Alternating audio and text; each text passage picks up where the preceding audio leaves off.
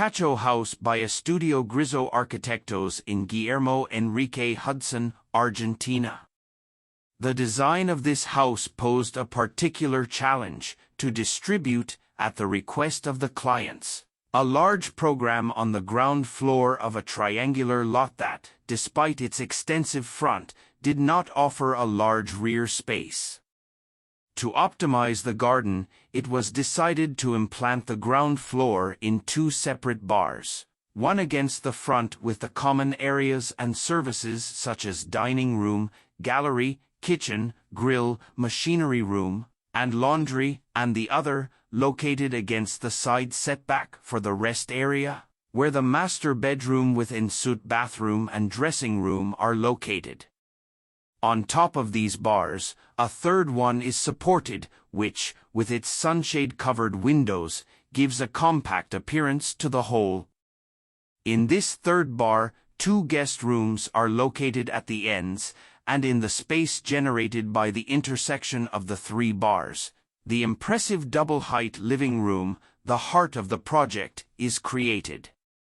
This space has the particularity of having a relationship with the surrounding vegetation on all four sides, thanks to the front gardens, back garden, internal patio, and planter generated under the staircase on its sides. At the back of the house, the upper floor bar is displaced over the ground floor bar, thus creating a gallery with a 4-meter cantilever that does not touch the garden. For the materiality of the entire project, travertine was chosen, which is used both on the floors throughout the house and on the bathroom coverings. For the exterior, a combed coating with marble and stones of the same material was used. These materials not only provide a timeless aesthetic but also require low maintenance and will age in harmony with the project.